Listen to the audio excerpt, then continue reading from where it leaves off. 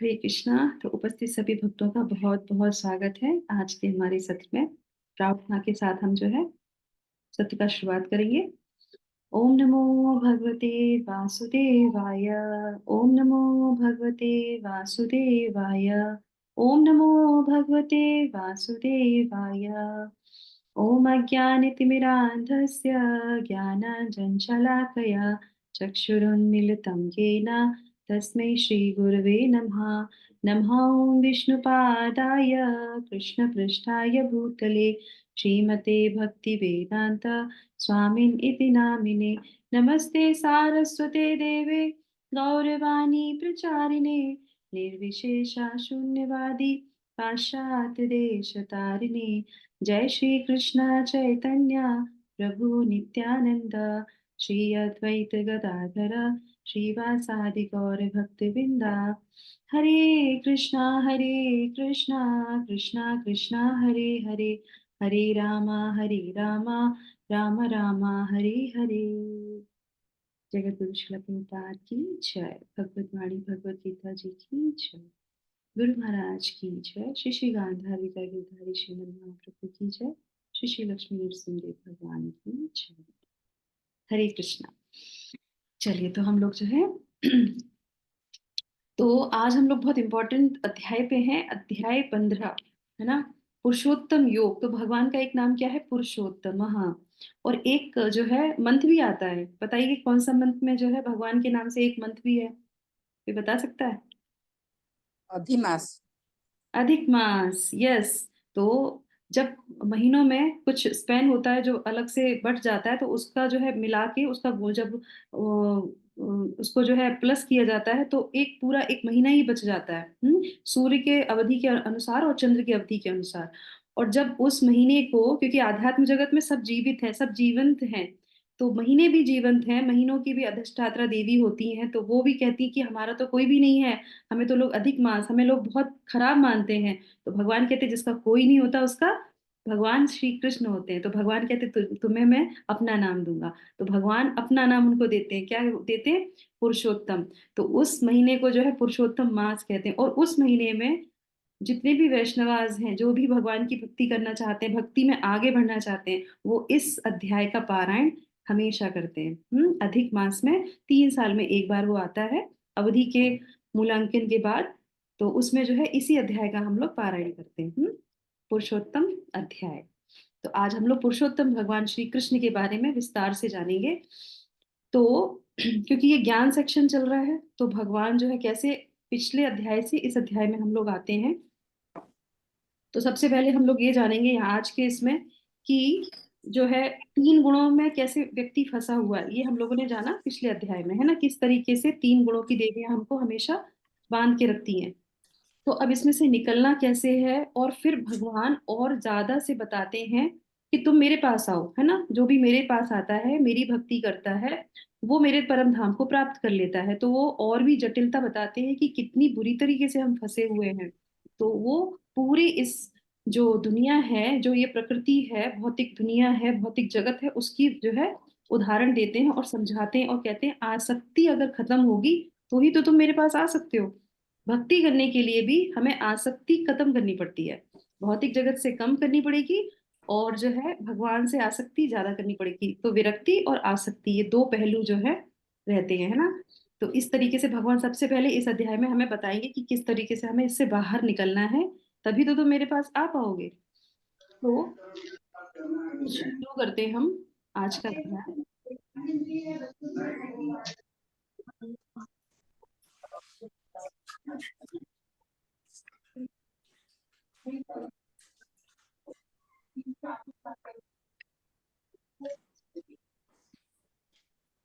अध्याय 15।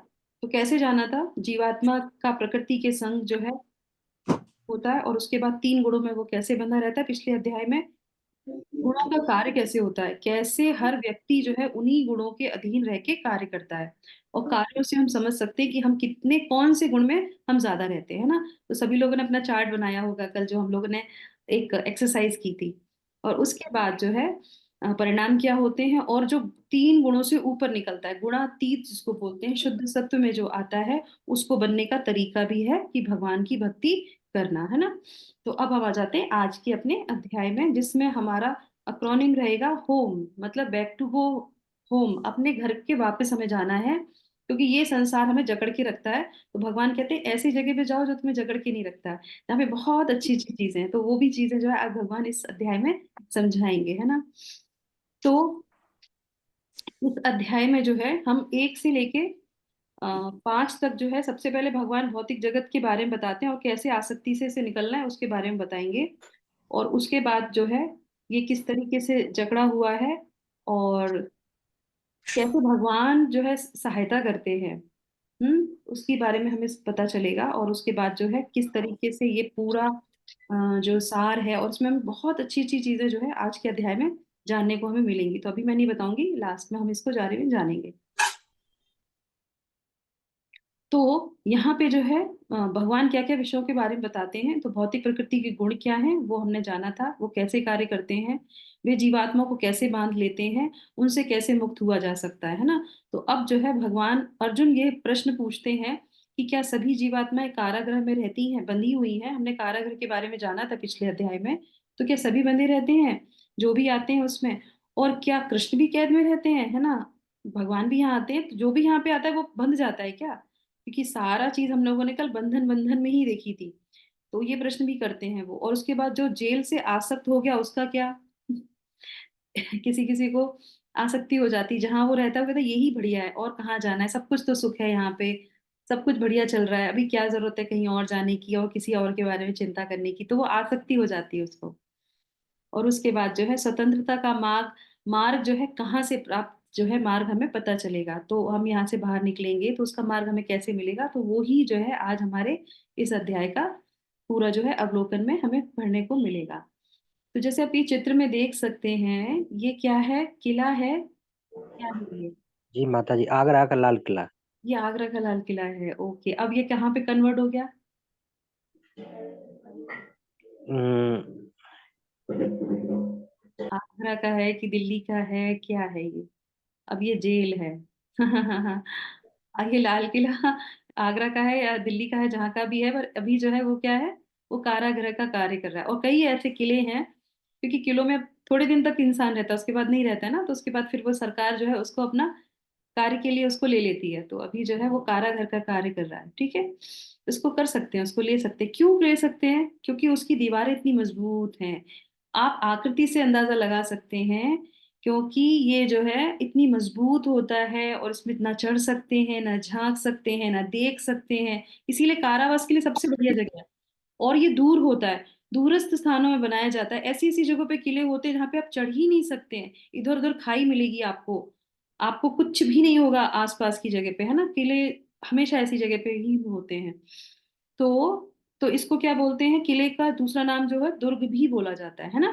तो ये है, और ये जो है किसके लिए काम में लाया जा सकता है, कारावास के लिए लाया जा सकता है ना। तो ये एक और यहाँ पे उदाहरण के रूप में दिया हुआ है। अब हम आ जाते हैं अपने टॉपिक पे। तो दुर्ग जो है कारागर, तो ये भौतिक जगत के बारे में बात हो रही है अब यहाँ पे, ठीक है। तो ये भौतिक जगत क्या है, एक दुर्ग के समान है, एक कारागर के समान है, ठीक है। अब आप मुझे बताइए, दूसरा जो बंदी है इसमें वो कौन है। अगर ये भौतिक जगत कारागर है, ये जो है दुर्ग है, तो यहाँ पे बंदी कौन है, जीवात्मा हम लोग हैं। जीवात्मा। जीवात्मा में कौन, बद्ध आत्मा, है ना। दोनों तरीके की आत्माएं आती है, एक मुक्त आत्मा भी आती है, एक बद्ध आत्मा भी आती है। तो बद्ध आत्मा ही बंदी होती है, मुक्त आत्मा तो कहीं पे भी आती है, वो बंधती नहीं है। ये हमने पहले भी कल के सत्र में भी जाना था। Okay, very nice. उसके बाद वर्दी, वर्दी हमें क्या मिली है, शरीर मिला है ना, जो कि हम लोग बदलते रहते हैं। तो हमें ये हर, जैसे जैसे हमारी सजा होती है उसी हिसाब से हमको ये नंबर की संख्या का वो अटायर देके, वो वर्दी में लाइनिंग है, चेक है, जो भी है, जिस जेल की है वैसी देके उसको वहां पे भेज दिया जाता है ना। तो अब आप सोच सकते हैं, इतना हम लोगों ने ज्ञान लिया तो अब हमें समझ में आना चाहिए कि जो हम शरीर पहने हुए हैं, ये हमारी वर्दी हमें मिली हुई है, जो हमने कर्म किए हैं वैसी हमको जो है ये वर्दी मिल गई है, पर हम हैं कारावास में ही। उसके बाद बेड़ियां क्या है? 3 गुण, जो हम लोगों ने पिछले अध्याय में जाना था। तो 3 गुणों की बेड़ियां हमारे शरीर हमारे ऊपर लगी रहती हैं, सतोगुण की, रजोगुण की और तमोगुण की। कोई बता सकता है मैंने कौन सा उदाहरण दिया था पिछले अध्याय में? सतोगुण कौन सी बेड़ी है? सोने की। गोल्ड। तीन तीन तीन माता, वो जो देवियों का 3 बेड़ियां हैं, सतोगुण, रजोगुण और तमोगुण। पर उनके उदाहरण के लिए किसमें उससे जो है कर सकते हैं? यस, गोल्ड से। शिवानी माता जी ने बोला गोल्ड से। और हमारी रजोगुण किससे है? सिल्वर से। सिल्वर। से माता जी। तमोगुण किससे है? लोहे से है। एक तो आप बेड़ी। कल आपने जो इंडेक्स भरा होगा, जो आपने अपनी एक्सरसाइज की होगी, तो उसे पता चल गया होगा कि हम गोल्ड की जंजीर में हैं, कि सिल्वर की जंजीर में हैं, कि लोहे की जंजीर में है। तो उससे तो बाहर निकलना प्रयास हमको ही करना पड़ेगा। अब आप बताइए, यहाँ पे जो है जेलर कौन है? भगवान। भगवान। ओके, सुनीता माता जी ने बोला भगवान। दुर्गा माता जी। दुर्गा माता जी, माता जी। स्क्रीन पे ही दिख रही है दुर्गा माता जी। दुर्गा माता। यस। तो दुर्गा क्यों है? क्योंकि दुर्ग को जो संभालती हैं वो दुर्गा हैं। और दुर्गा के हाथ में क्या होता है? क्या होता है दुर्गा के हाथ में? दुर्गा जी के हाथ में तलवार। क्या होता है? तलवार। और त्रिशूल। त्रिशूल। और त्रिशूल होता है। तो त्रिशूल में क्या होते हैं? 3 पहने तीन पहने। तीन यस। उनसे वो क्या करती रहती हैं? उनसे वो लगाती रहती हैं कि तुम इसी में लगे रहो, इसी में जो है दुख भोगते रहो। तुम यहाँ पे आए हो ना मेरे भगवान को छोड़ के, तो तुमको हम नहीं छोड़ेंगे। तो इस तरीके से वो तीनों गुणों को जो है कंट्रोल में करती हैं। उन्हीं के अंतर्गत ये सारी चीजें, 3 देवियां उन्हीं के अंतर्गत काम करती हैं, पर वो भगवान की सेवा करती हैं। देख, जैसे आपने यहाँ पे देखा है, तो उन्हीं के अंडर में वो जो है सारा कार्य करती, तो उनकी शक्ति है दुर्गा देवी। और ये पूरे भौतिक जगत को पालन करती हैं, देखती हैं, सब उन्हीं के कंट्रोल में सब कुछ होता है। प्रकृति, जो भी आप उनको नाम दें वो। ठीक है, दुर्गा देवी। चलिए, तो यहाँ पे हमें शिक्षा क्या मिल रही है? किसी भी स्थान का उससे जुड़ा एक उद्देश्य होता है, जिसके लिए वह स्थान बना होता है। इस जगत का भी, जहाँ हम रहते हैं, एक उद्देश्य है, और उसे जानने पर ही हम वह कार्य कर पाएंगे जिसके लिए हम यहाँ पे आए हैं। तो हमारा उद्देश्य क्या है यहाँ आने का? हम भूल गए। हमें लगता है कि खाना पीना, रहना, सोना, बिल्डिंग बनाना, यही हमारा उद्देश्य है। अच्छी नौकरी करना, अच्छे, जो भी आपकी डिजायर है, जो भी आपका गोल है, बस वही हमारा गोल है। पर नहीं, एक्चुअल में हमारा गोल ये नहीं है। ये हमें सिर्फ भगवत गीता में पता चलता है कि हम यहाँ क्यों आते हैं। आते ही पनिशमेंट भुगतने के लिए, है ना? उससे पहले तो हमें पता ही नहीं था। तो इस तरीके से, और जब हम आए हैं, तो अगर उस उद्देश्य को पूरा नहीं किया, तो फिर क्या फायदा हुआ आने का? फिर तो हमने ये आने का जो हमारा ये सफर हुआ, वो भी हमारा जो है पूर्ण नहीं हो पाएगा। तो ये जो हमें अपॉर्चुनिटी मिली है मनुष्य जन्म की, इसको हमें इसी समय तुरंत जो है भगवत गीता के जो भी हम ज्ञान ले रहे हैं, इमीडिएटली उस पर एक्शन करना चाहिए। जो कि हर अध्याय के अंत में हमको शिक्षा दी जाती है। प्रभुपाद हमेशा एक शिक्षा देते हैं कि उसको उस पे उतारिए, अमल कीजिए। अब आ जाते हैं पहले श्लोक पे, जिसमें भगवान व्याख्या करेंगे कि कैसे तुम बंधे पड़े हो, और तुमको ये जो संसार दिख रहा है, ये क्या है एक्चुअल में। जो तुम्हें अच्छा दिखता है, सुंदर दिखता है, एक्चुअल में उसकी पोजीशन क्या है? चलिए, तो आज कौन करेगा वॉलेंटियर?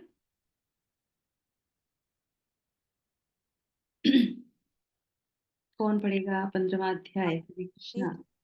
कल जिसने पढ़ा था वो नहीं, आज कोई नई। माता जी, जो भी पढ़ने के इच्छुक हैं पढ़ सकते हैं, फटाफट से जल्दी से वॉलंटियर कीजिए।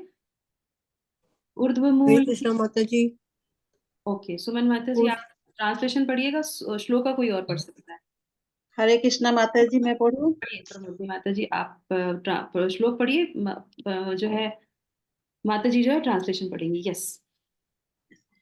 हरे कृष्णा। ऊर्ध्वमूलम् अधः शाखाम् अस्वस्थं प्राहुरव्ययम् छन्दांसि यस्य पर्णानि यस्तं वेद स वेदवित्। अनुवाद संतोष सुमन माता जी। हरे कृष्णा माता जी। कहा जाता है कि शाश्वत और शाश्वत वर्ष वृक्ष है, जिसकी जड़ें तो ऊपर की ओर है और शाखाएं नीचे की ओर, तथा पत्तियां वैदिक स्रोत है। जो इस वृक्ष को जानता है वे वेदों को ज्ञाता है। हरे कृष्णा। यस, जो इसको जानता है वो ही जो है वेदों का ज्ञाता माना जाता है। तो भगवान क्या समझाने का प्रयास कर रहे हैं कि जो तुम्हें अच्छा लग रहा है, वो एक्चुअल में क्या है? उल्टा है, उल्टा वृक्ष की तरह है। जो यहाँ दिख रहा है वो क्या है? वो परछाई दिख रही है तुमको, वो रियल नहीं है, वो शाश्वत नहीं है। ठीक है? तो गीता में, अच्छा ये तो हमने पहले ही पूछ लिया आपसे, है ना। चलिए, तो देखिए आप यहाँ पे ट्री दिख रहा है आपको, है ना। अश्वत्थ वृक्ष के बारे में बता रहे हैं, और वो कैसा है, उल्टा वृक्ष है। जड़ें उसके ऊपर हैं और शाखाएं उसकी नीचे हैं। नीचे क्यों बताया गया है वो भी हम आगे जानेंगे इसमें, है ना। ध्यान से सुनिएगा इस चैप्टर को, बहुत इंटरेस्टिंग चैप्टर है ये। तो क्यों है उल्टा? तो अर्जुन जो है यहाँ पे प्रश्न हमारे लिए है, हमारे मन में जिज्ञासा होनी चाहिए, इसलिए उल्टा बोला जाता है क्योंकि प्रतिबिंब है, प्रतिबिंब हमेशा उल्टा दिखता है। तो जो भगवान का भौतिक जगत है उसी का उल्टा अपोजिट जो है ये जगत बनाया गया है। कौन सा? भौतिक जगत, जिसको हमें बहुत सुंदर लगता है। हमें लगता है सब कुछ यहाँ होना चाहिए। लोग तो कहते हैं कि हम पता नहीं कहाँ कहाँ जाके घर बनाएंगे, यहाँ घर वहां घर, सब कुछ परमानेंट। और भगवत गीता में क्या कहते हैं, कुछ भी परमानेंट नहीं है यहाँ पे। और हमको सब कुछ परमानेंट चाहिए, परमानेंट जॉब, परमानेंट घर, सब कुछ। पर कुछ भी परमानेंट नहीं है यहाँ पे। तो ये प्रतिबिंब है आध्यात्मिक जगत का। उसके बाद दूसरा जो है यहाँ पे क्या हमें जानने को मिलता है कि जो सतह है वो क्या है। एक एक चीज का यहाँ पे वर्णन किया गया है, किससे, वो हमें समझने वाली चीज है। जो सतह है वो क्या है, ये जो वृक्ष है, तो ये कहीं तो हुआ होगा, उसकी सतह तो कुछ होगी। तो सतह वो बताते हैं कि सतह क्या है। तो सतह है जीव की स्वतंत्र इच्छा। हम जितनी इच्छा करते हैं, वो ये जो सतह है उसी से ही ये वृक्ष निकलता है। हम आए यहाँ पे क्यों? क्योंकि हमारी इच्छा हुई थी, तो हम इस भौतिक जगत में आ गए, ठीक है। तो इसलिए बोलते हैं कि वो जो सतह है वो इच्छाओं की ही सतह है, डिजायर पूरे में ही जो है। और उसके बाद क्या है, अश्वत्थ ही क्यों कहा गया है, क्यों, ये आप बताइए, क्यों इस अश्वत्थ वृक्ष का नाम लिया, कोई और नीम का पेड़, आम का पेड़ क्यों नहीं बोला गया? हम्म यही वृक्ष क्यों? देखा है आप लोगों ने ये वृक्ष, अश्वत्थ वृक्ष देखा है? सबने देखा होगा, बताइए। उसका ब्रांचेस जो है ऊपर से निकल के फिर नीचे मिट्टी शाब्दिक में जाता भाषा में इसको बरगद का पेड़, बरगद का वृक्ष बोलते हैं, बरगद का वृक्ष, बरगद का पेड़ है। जी माता जी, हाँ देखा है माता जी। है ना, बरगद का बरगद का वृक्ष। पेड़ जितना ऊपर है उतना ही नीचे है। हाँ, क्योंकि उनकी जो शाखाएं होती हैं वो इतनी लंबी लंबी होकर नीचे चली जाती, फिर वो नीचे जमीन से उगती है, फिर वो ऊपर जाने लगती हैं। तो क्या होता है, वो ऊपर नीचे दोनों जगह से बढ़ता है। और इतना घना होता है। आपने कई और कितने हजारों हजारों साल पुराना, जो मैंने आपको उस दिन बताया था, वो अश्वत्थ का ही तो वृक्ष है, जो कुरुक्षेत्र में है, बताया था ना, कुरुक्षेत्र में। तो 5,000 वर्ष पूर्व भी है, क्योंकि वो इतने समय तक रह सकता है, उसको जल्दी से कोई काट नहीं सकता। तो इसीलिए इस वृक्ष की जो है उदाहरण हमारे जीवन से किया गया। ये जो भौतिक संसार है अश्वत्थ वृक्ष का है, इसको काटना बहुत मुश्किल है। एक चीज कहीं से खत्म करेंगे तो दूसरी जगह से चालू हो जाएगी। और किसी किसी छोटे जानवर के लिए तो ये इतना घना है कि जैसे मान लीजिए पूरा जंगल ही है ना। छोटे से अगर कोई चिड़िया है तो उनके लिए तो पूरा जंगल ही है, उन्हें तो कहीं और जाने की जरूरत ही नहीं है, इस डाल से उस डाल, उनका तो पूरा जीवन उसी में निकल जाएगा। तो इस तरीके से वो बोलते हैं। तो बहुत जटिल है भौतिक और 3 गुणों का बंधन भी कुछ ऐसा ही है हमारे जीवन में, इसीलिए ये वाला वृक्ष की जो है यहाँ पे उदाहरण जो है भगवान देते हैं। देखिए आप कितना जटिल है ना। ऐसे ही हमने देखा है कि जड़ें नीचे आ रही हैं, तो लग रहा है यही इसकी जो है मेन है। अब ये इतनी सारी में से मेन क्या है ना। तो अब एक और प्रश्न आता है यहाँ पे कि पहली जड़ क्या है, कहाँ से शुरू हुआ ये। तो पहली जड़ क्या है, ब्रह्मा जी का लोक। तो सबसे पहले भगवान ने किसको दिया था ज्ञान? ब्रह्मा जी को दिया था, क्योंकि तुम ही चाहो, तुम ही ये सब शुरू करोगे। तो जड़ पहली जो है ब्रह्मा जी ही होते हैं, सबसे पहले ब्रह्मा जी ही यहाँ पे इसका विस्तार करते हैं। एक्चुअली में ब्रह्मा जी को भी अच्छा नहीं लगता है, जब हम श्रीमद् भागवतम पढ़ते हैं तो उसमें पता चलता है ब्रह्मा जी को अच्छा नहीं लगता है कि क्यों ऐसे करना। पर ठीक है, भगवान की प्लानिंग है, तो वो भी हम समझेंगे कि क्यों ऐसा करते हैं भगवान, है ना। तो शाखाएं क्या हैं, अब हमने देख लिया सतह क्या है, पेड़ क्या है, पहला कहाँ से शुरू हुआ, है ना। और तो अब क्या है, ये जो शाखाएं, इसको क्या बोला जाता है, तो इसमें बोलते हैं कि जितने भी बहुत सारे लोक हैं, प्रजातियां हैं, वो सब जो है इसकी टहनियां हैं, मतलब इसकी शाखाएं हैं जो फैली हुई हैं चारों तरफ। पत्तियां क्या हैं, आप बताइए, पत्तियां क्या हैं, क्या हो सकती है पत्तियां, बताइए। हम्म कुछ भी अंदाज लगाइए, क्या हो सकता है, हमारे इर्द गिर्द जो चीज घूम रही है, क्या हो सकता है ऐसा, कुछ मनुष्य का कर्म, ओके। वेदों वेदों का स्तोत्र है। वेरी नाइस, कर्म कांड। क्योंकि हम कोई भी चीजों में कब फंसते हैं, हमें हमारी चीजें फलीभूत हो रही ना, इच्छा हो रही है, और हमें कर्म कांड मिले हुए हैं, तो हम वो करते रहते हैं, हमारी डिजायर पूरी होती रहती है। तो क्या होता है, वो पत्तियां फूटती रहती हैं और निकलती रहती हैं, जड़ें मजबूत होती चली जा रही हैं, समझ में आया। क्यों बोला जा रहा है? क्योंकि हम कर्म कांडों में जो वेद अध्ययन करते हैं उससे हम अपनी डिजायर पूरी करते हैं, देवी देवताओं के पास जाते हैं, उनसे अपनी डिजायर पूरी करते हैं, तो हम तो बहुत खुश हैं, फिर हमें यहाँ से निकलने की जरूरत नहीं है। तो वृक्ष क्या बढ़ता रहता है, बढ़ता रहता है, बढ़ता रहता है। तो इस तरीके से वो बढ़ता ही चला जा रहा है और हम बड़े आराम से रह रहे हैं, आनंद पूर्वक रह रहे हैं। तो यही हमें समझना चाहिए कि कहाँ से हम बंधे हुए हैं और कहाँ तक हम जा रहे हैं। अब आ जाते हैं कि फल क्या है। यस, फल बताइए। तो आप स्क्रीन में देख लीजिए, है ना, श्रीमद् भागवतम में बोला जाता है, महाभारत में भी इसका चर्चा आती है। धर्म अर्थ काम मोक्ष, ये फल हैं। अब जैसे हमने वेदा अध्ययन किया, हमने माता जी ने बताया जिस तरीके से कि हमको जो कर्म कांड करते हैं, तो कर्म कांड करते पत्तियां बढ़ती हैं, पत्तियां बढ़ती तो फल, फल क्यों? क्योंकि अब उसके आगे का हमको फ्रूट्स मिलेंगे। तो हम अपने धर्म के अनुसार से हम समझते हैं कि हमें ये करना चाहिए, हम करते हैं, और उसके बाद क्या होता है, उसी के संबंध में हम जो है धन कमाते हैं। धन कमाते हैं, फिर हम उस धन से अपनी इच्छा पूरी करते हैं, का जो है इच्छा पूरी करते हैं, और उसके बाद फिर आगे उसके लिए मोक्ष के लिए तैयारी करते हैं। मतलब ये पूरा जो एक साइकिल है वो चलाते रहते हैं। पर एक्चुअल में भगवान क्या कहते हैं कि जो फल हैं ये निकलते रहते हैं, ये मोक्ष तो तुम्हें देंगे नहीं, तुम इसी में फंसते चले जाओगे। हम्म। तो अब जो है वृक्ष का पोषण कैसे होता है, अब आप बताइए कि ये जो वृक्ष है इसका पोषण कैसे हो रहा है? प्रकृति के, पानी डाल के, जड़ों में पानी डाल के। हाँ, जल से, जल से, जल से। हाँ, तो यहाँ पे है, ये जो हम जल डालते हैं, जो पोषण कर रहे हैं, वो प्रकृति के 3 गुणों के द्वारा जो रस पूरे वृक्ष में फैला हुआ है। तो हमने कल क्या बताया था कि सब कुछ जो है तीन तीन गुणों से जो है बंधा रहता है। तो वो जो रस है हमारे से ही पूरे उसमें बंधा रहता है, और वो रस से ये पोषित होता रहता है, होता रहता है, होता रहता है। 3 गुणों से ये पोषित होता रहता है। तो जैसे ही हम इस भौतिक जगत में आएंगे, तो वो 3 गुणों से ही पोषित है ये जड़, और ये जो है वृक्ष, और ये पूरी भौतिक जगत, इससे हम निकलना बहुत मुश्किल है, इतना जटिल है। आप बताइए, इसमें से एक भी चीज हमारे हाथ में नहीं है, पर कुछ चीजें हमारे हाथ में हैं। हम्म। तो अब उन्होंने जब ये देखा, आप ये पिक्चर देख सकते हैं, ये श्रीमद् भागवतम में, भगवत गीता में, सब जगह ये पिक्चर है, दी गई है। आप इसको देख लीजिए, आपको लग रहा है ये कहाँ पे जड़ है, कहाँ पे तना है, कौन सी पत्ती है, कहाँ से शुरू है।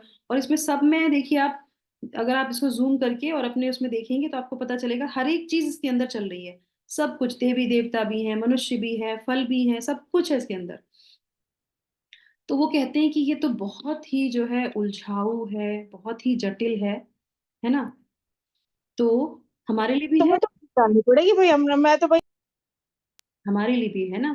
तो वो कहते कि हाँ बिल्कुल, ये बहुत जटिल है, और जो है कोई भी इसको समझ नहीं सकता, ये वृक्ष कहाँ से शुरू होता है और कहाँ पे समाप्त हो जाता है, और इसकी नींव कहाँ से है। तो ये इतना कठिन है, इतना जटिल है कि ब्रह्मा जी भी जो है समझ नहीं पाते। चलिए, तो फिर वो कहते हैं कि इससे कैसे हमें मुक्त हो सकेंगे। तो ये सेक्शन जो है हमारा यहाँ पे होता है। तो वो 5वें श्लोक तक जो है इसको कवर करते हैं। कहते हैं, दृढ़ता से इस पेड़ की जड़ को काट कर। तो अब हम लोग जो है आगे बढ़ते हैं, तो इसको कैसे काटा जाएगा। तो माता जी कोई जो है, तो वो कहते हैं वैरागी की कुल्हाड़ी से। अब इस कुल्हाड़ी को हम तेज कैसे कर सकते हैं? कभी कभी क्या होता है ना कि हम, भगवान ने बोला वैराग्य से। श्लोक संख्या 5 पढ़िए माता जी। हरे कृष्ण।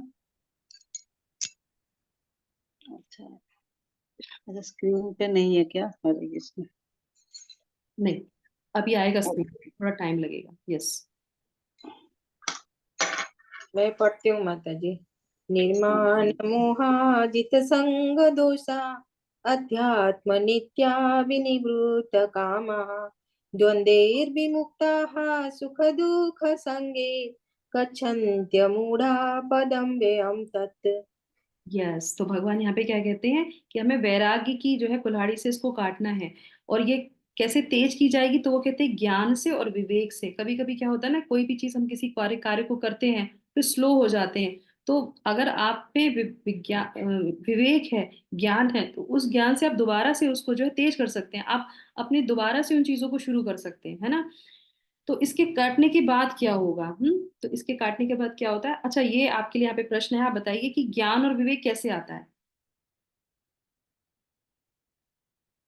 ये हमने पहले ही अध्ययन से। अध्ययन से, अभ्यास, अभ्यास, अभ्यास, अध्ययन, शास्त्रों का ज्ञान से। अभ्यास से। एक ने बोला अभ्यास, दूसरे ने क्या बोला? भक्तों का संग। शास्त्रों के ज्ञान से। थर्ड? भक्तों का संग बोला हमने, वैष्णव का। ठीक है, हो गया वैष्णव का संग। और कुछ पहले हमने पढ़ा है इसको। शरणागति। ओके, निष्काम कर्म माता जी शायद। निष्काम कर्म योग से, निष्काम कर्म करते हैं। भगवान ने क्या बोला था कि ऐसे कर्म करिए बिना किसी आसक्ति के। निष्काम होके कोई कर्म करेंगे तो क्या होगा, आपको ज्ञान आएगा, है ना, हृदय शुद्ध होता है आपका। तो इस तरीके से हमें ज्ञान मिलता है। तो हम जब वो जो कार्य करते हैं, आसक्ति है ना, आसक्ति को अगर हमें हटाना है तो हमें अनासक्त होना पड़ेगा।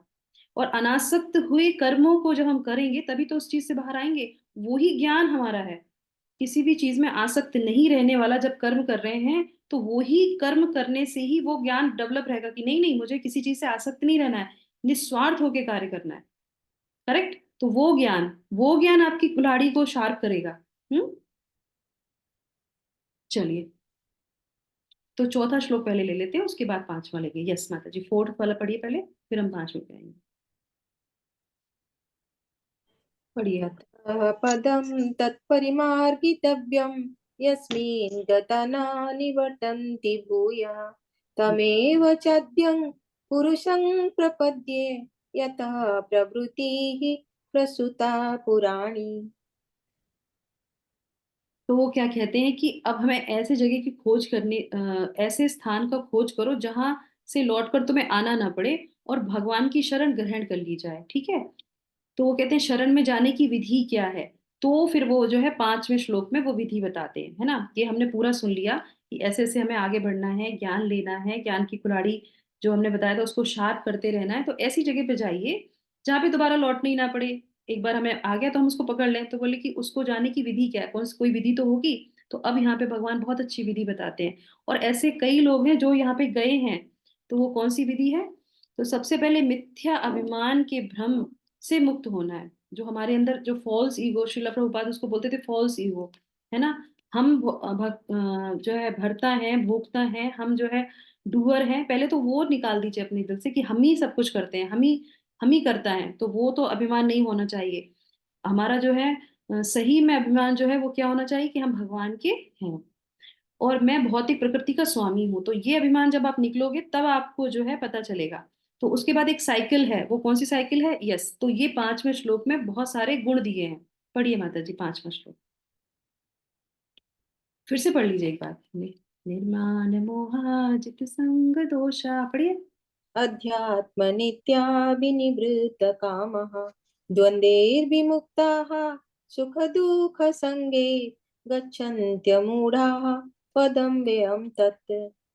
भगवान क्या कहते हैं, झूठी प्रतिष्ठा, है ना, अभिमान जो है वो दूर करनी होगी। और वो कैसे दूर होगी, वो आपको जो है मोह जो आपको लगा हुआ है, आसक्ति जो है वो दूर करनी पड़ेगी। और वो कैसे होगा, आपको जो है संगति। तो कौन सी संगति आपको, कि ऐसे जो है लोगों से दूर रहना पड़ेगा जो आपको भगवान से दूर करते हैं। दो लोगों से दूर रहना चाहिए आपको। कौन सी संगति आपको लेनी है, कुसंगति। कुसंगति क्यों बोला गया, क्योंकि वो जो आपको भगवान से दूर करते हैं, जो भगवान की चीजों में आपको आगे नहीं बढ़ने देते हैं। तो भगवान कहते हैं तुरंत दूर हो जाइए उन लोगों से। कभी भी ऐसे लोगों का साथ नहीं करना चाहिए। अगर हम उनको अपना साथ दे सके तो बहुत अच्छी बात है, पर उन लोगों का हमें उनका साथ नहीं करना चाहिए। तो इस तरीके से जो सुख तथा दुख के द्वंद से मुक्त हो, कोई शांत हो, है ना, तो उस तरीके से। और उसके बाद क्या है, जो मोह रहित होकर परम पुरुष की शरण जो है होना जानते हैं। तो अब ये सारी चीजें आएंगी तो फिर क्या होगा, उसको जो है द्वंद में नहीं होगा, कोई डाउट नहीं होगा, कोई संशय नहीं होगा। और संशय नहीं होगा तो क्या होगा, भगवान की शरण ले लेगा वो। भगवान की शरण जब लेगा, शरणागति आने से ही तो भगवान के धाम पे जा सकते हैं। जब भगवान को ही नहीं मानते, अहंकार भरा हुआ है, तो भगवान के धाम पे कैसे जाएंगे। तो ये पूरी साइकिल है। तो देखा आपने, झूठी प्रतिष्ठा नहीं होनी चाहिए, मोह नहीं होना चाहिए, गलत संगत के लोगों के साथ नहीं रहना चाहिए। और जो है शाश्वत तत्व क्या है, ये भी बहुत इंपॉर्टेंट है। शाश्वत तत्व को समझना है। कौन शाश्वत है, भगवान शाश्वत है, हम भगवान के अंश हैं। तो इसको भी समझना चाहिए। ये भौतिक जगत जो है शाश्वत नहीं है, अशाश्वतम। तो ये जो है दुखालयम अशाश्वतम, ये भौतिक जगत है, इसको हमें समझना चाहिए। और उसके बाद जो है मोह रहित होके काम को नष्ट कर दिया। सुख दुख में जो है द्वंद्व नहीं रहता, सुख दुख में समान रहता है। वो परम पुरुष की शरण ग्रहण करता है और वो होने के बाद वो मेरे राज्य को प्राप्त करता है। तो ये की पॉइंट है इस अध्याय का। ये हमें समझना चाहिए, हमें ये सारे गुण लेने चाहिए। तो यहाँ 5 तक वो है, इसकी विधि बता देते हैं। तो अब ये अंतर बताया गया है कि कौन सा जो है आपको लग रहा है कि ये जो भौतिक जगत है ये क्या है, अगर इसको हम होटल मानेंगे कि इसको हम अस्पताल मानेंगे, बताइए आप क्या मानेंगे इसको? होटल की तरह है या जो हॉस्पिटल है, हॉस्पिटल है। हॉस्पिटल दोनों है, दोनों है। होटल के तरह। ओके, एक माता जी ने कहा हॉस्पिटल है, एक ने कहा होटल है, एक ने कहा दोनों है। तो ठीक है, आप दोनों बताइए हॉस्पिटल है तो हॉस्पिटल है। कैसे है, होटल है तो कैसे है, बताइए। होटल में हम लोग कुछ दिन के लिए ही रुकते हैं। हम्म, हाँ, हम्म, फिर हॉस्पिटल में हम जब बीमार होते हैं तो जाते हैं, और होटल में हम लोग कुछ दिन के लिए ही रुकते हैं। हाँ ठीक है। तो होटल में कभी आपको कुछ प्रताड़ना मिलती है? नहीं, नहीं ना। और आप जितना नहीं, चाहें उतना नहीं। रह सकते हैं ना, बताइए। जितना चाहे उतना रह सकते हैं, आप पेमेंट करते रहिए और आराम से रहते रहिए। पर अस्पताल में ऐसा नहीं होता है ना। आप ठीक, आप निकलिए यहाँ से, अब आपका टाइम पूरा, आप जाइए यहाँ से। नहीं, अच्छा बताइए, आप चाह के भी अस्पताल में नहीं रुक सकते, है ना। पर होटल में आप रह सकते हैं, आप जितने दिन चाहिए उतने दिन पैसे भरते रहिए, आप आराम से रह सकते हैं। तो फिर ये क्या है, ये अस्पताल है, क्योंकि हमारा यहाँ पे इलाज के लिए हमको भेजा है। हम यहाँ पे बीमार होके आते हैं क्योंकि हम भूल जाते हैं, है ना। हमने पहले भी जाना था ये चीज कि कोई व्यक्ति का एक्सीडेंट हो गया, वो भूल गया, तो पहले तो उसको ढूंढेंगे, फिर उसको क्या करेंगे, उसका इलाज करेंगे। तो भगवान यहाँ पे क्या करते हैं, भगवान यहाँ पे इलाज करते हैं कि तुम जाओ नीचे, तुम्हारी जो इच्छा है तुम उसको पूरी कर लो, पर तुमने जो किया उसको तुम भोगोगे। और उस चीजों से भगवान हमारे जीवन में जो सुख और दुख देते हैं उनसे हमें एहसास होना चाहिए कि हम कहाँ पे हैं, कौन सी स्थिति में हैं।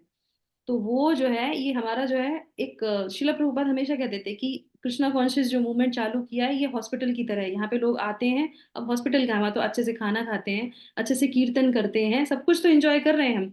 ऐसे ही भौतिक जगत है, सब कुछ अच्छे से तो कर रहे हैं, सब कुछ तो अच्छे से मिल रहा है। पर क्या है हमारा एक्चुअल, कार्य अगर हम अच्छे से हम जाने तो हमें पता चलेगा कि हम यहाँ पे इलाज के लिए आए हैं। और अगर यहाँ पे ही हम अपना इलाज कर लेते हैं तो फिर हम वहां से निकल के कहाँ जाएंगे, अपने घर, है ना। बीमार रहेंगे तो फिर वहीं पे पड़े रहेंगे, डॉक्टर कहेगा नहीं अभी तो तुम बीमार हो, दोबारा से तुम्हें आना पड़ेगा, तुम्हें दोबारा से इलाज कराना पड़ेगा। तो ये जो जितने हमारे अंदर रोग हैं उनको हमको यहाँ पे ही खत्म करना पड़ेगा। तो ये हमारे लिए कर्म भूमि है, हम यहीं पे इसको इलाज कर सकते हैं। दवाई कौन देंगे, गुरु देंगे दवाई। डॉक्टर कौन है, हमारे गुरु हैं, हमारे कृष्ण हैं, जो हमको ये सारी दवाई दे के भेजते हैं। आज सुबह ही हम लोग लीलामृता में सुन रहे थे इस बारे में, कुछ कनेक्टेड था इससे कि हरि नाम जो है वो क्या है, एक जो है औषधि का काम करता है। चलिए, तो ये हमारा हो गया। अब शाश्वत राज क्या है ना, ये तो टेम्परेरी चीजें हो गई। अब शाश्वत राज क्या है, तो शाश्वत राज जो है, मेरा वो परम धाम, वो ना तो सूर्य और चंद्रमा से प्रकाशित होता है, ना ही अग्नि से और ना ही बिजली से। अच्छा, इससे पहले जो है, ये श्लोक संख्या क्या है, नंबर इसका क्या लिखा है इसके ऊपर माता जी, श्लोक संख्या 6 है माता जी, 6। 6। ओके ठीक है, अभी आ गया। तो चंद्रमा से नहीं चलता, तो भगवान कहते हैं, अब अपने अपने धाम की बात करते हैं कि मेरा वो जो धाम है, परम धाम, वो जो है किसी से नहीं चलता। 6 वाला श्लोक पढ़िए माता जी, बहुत अच्छा है। Yes।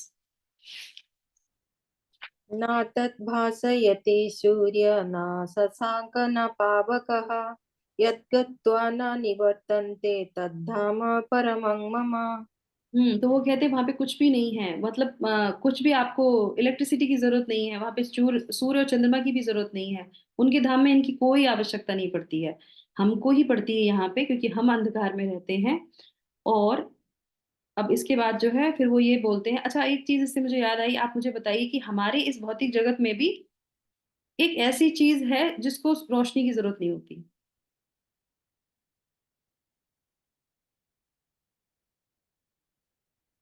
बताइए किसको रोशनी की जरूरत नहीं पड़ेगी। सूर्य।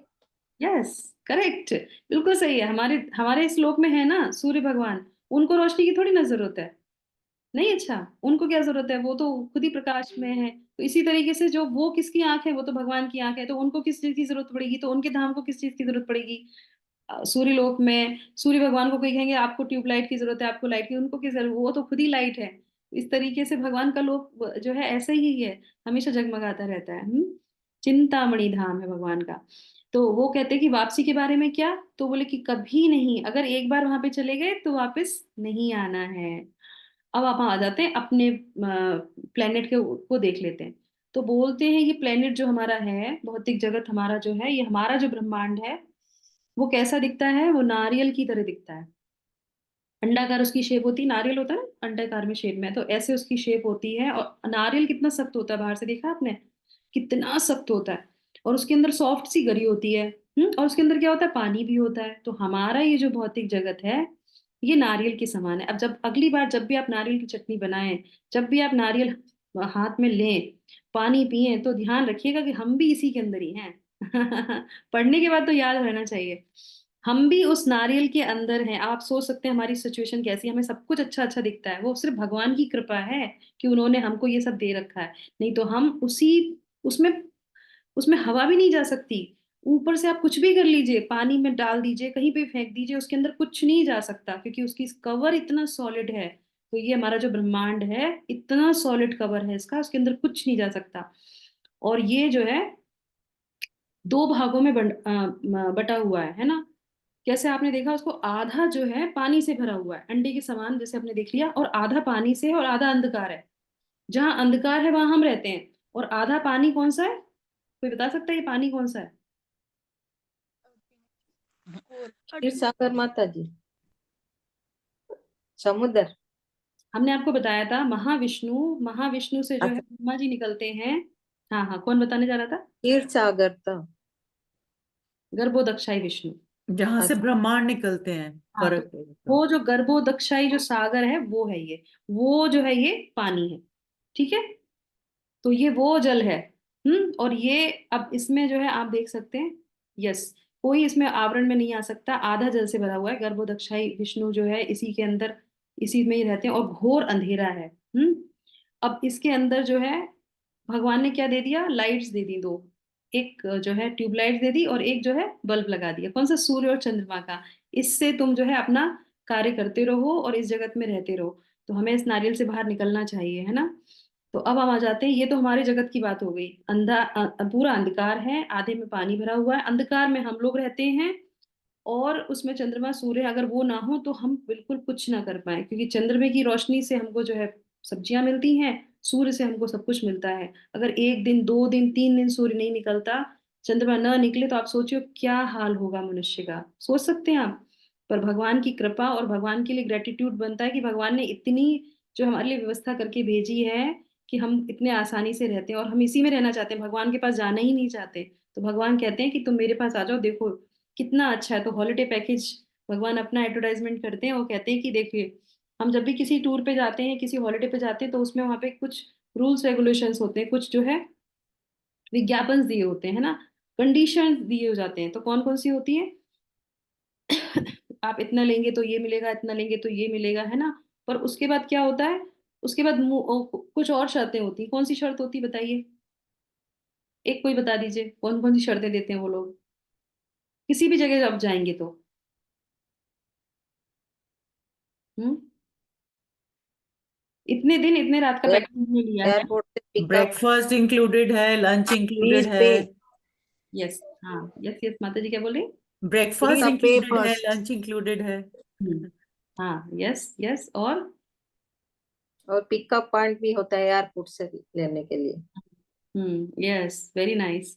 ये सारी सुविधा हमको देते हैं ना। और जैसे ही हमारा वो पैकेज खत्म हो जाता है, फिर चेकआउट। नमस्ते, अपने घर जाओ। आउट, यस, अब आप जाइए, हो गया आपका टाइम पूरा। जो भी हमने सुविधाएं दी थी बस इतने दिन के लिए थी, जितना आपने पेमेंट किया उतने ही दिया, उसके बाद नहीं। उसके बाद तो आपको जाना ही पड़ेगा। पर भगवान का धाम ऐसा नहीं है। भगवान के धाम में आप जाएंगे, सारी चीजें वहां पे मिलेंगी आपको, breakfast, dinner, pickup point, dropping point, सब कुछ, सारी व्यवस्था होगी, और कभी भी आपको वहां से भगाया नहीं जाएगा, है ना। जब बोलते हैं ना कुछ टाइमिंग पर्टिकुलर होती है, तो उस टाइम में आपको चेकआउट करना ही पड़ेगा आपको। अगर दूसरी व्यवस्था नहीं हुई है, कुछ भी हो, आप लगेज लेके बाहर निकलो, नहीं तो पेमेंट करना पड़ेगा आपको।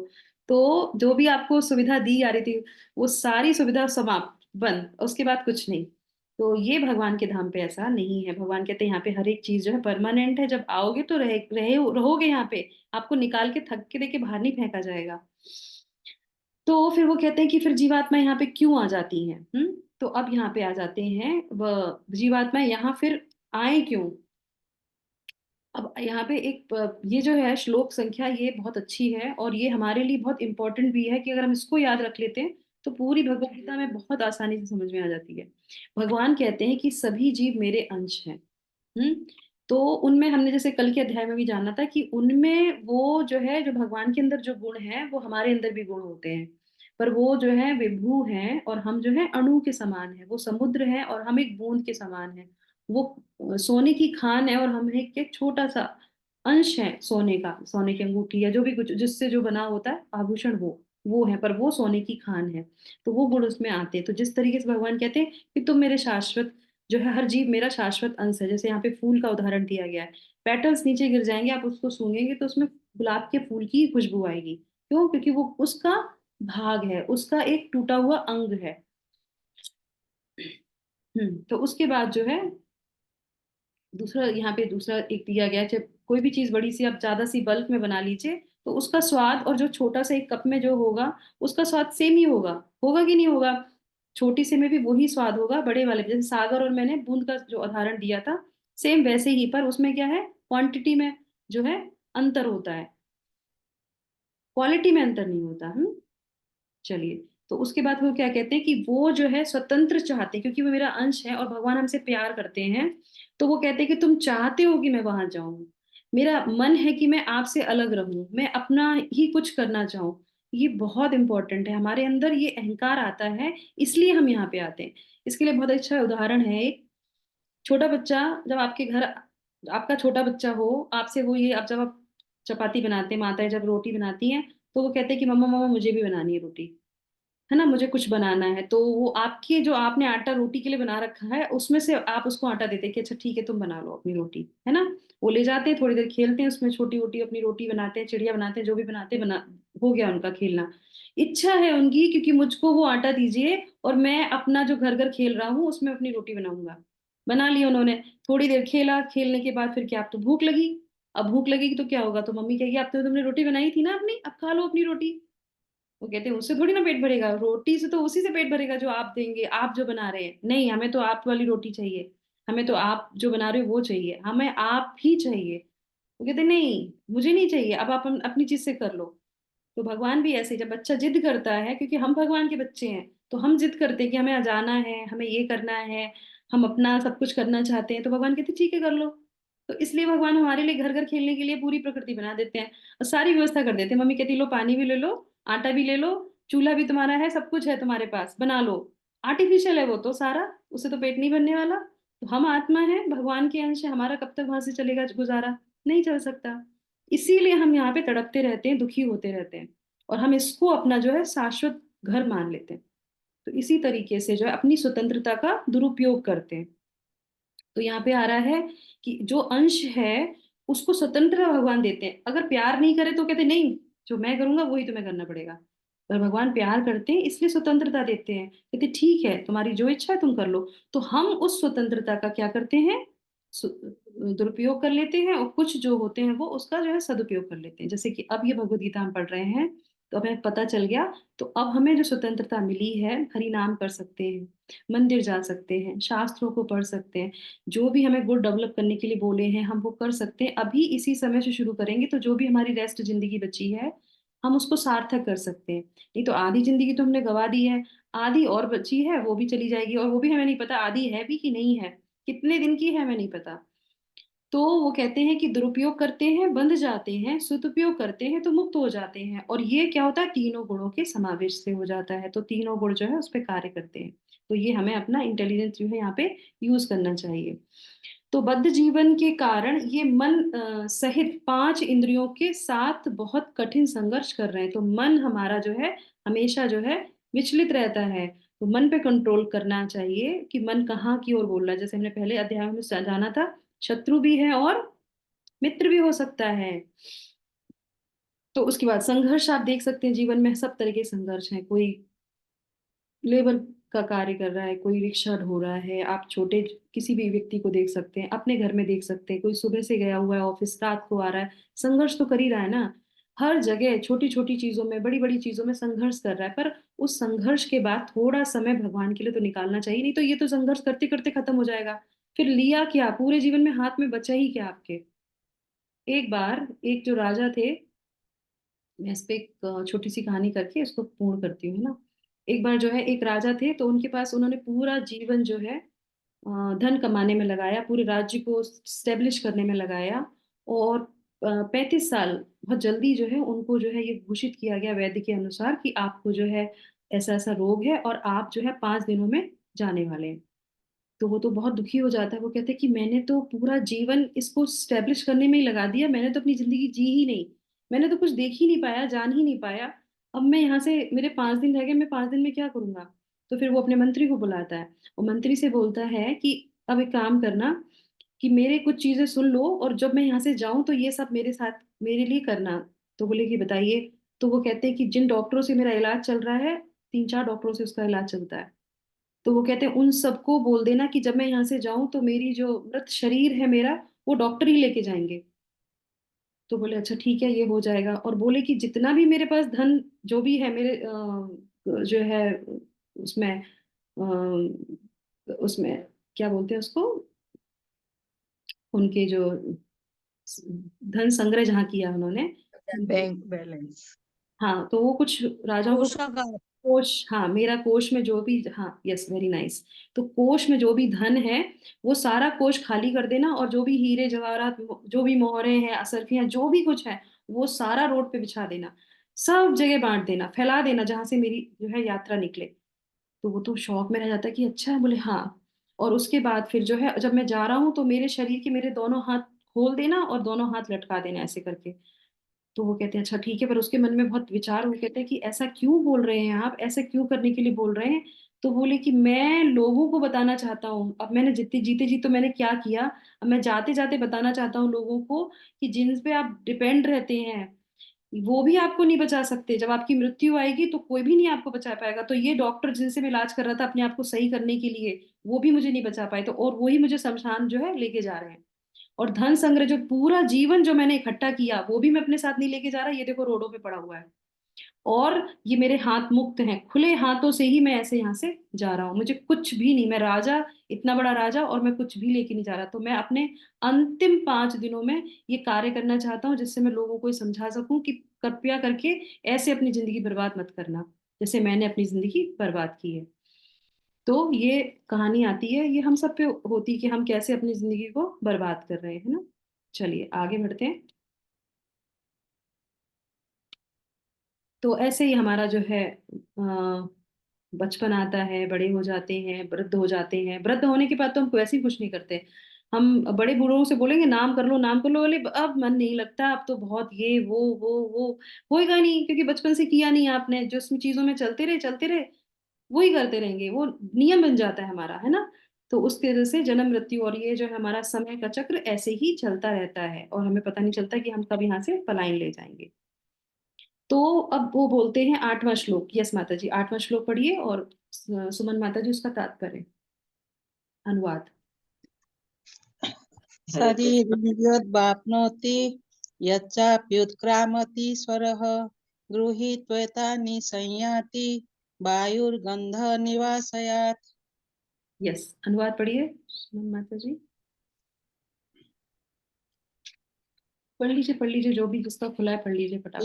इस संघर्ष के कारण जीव जन्म मृत्यु के चक्र में घूमता रहता है।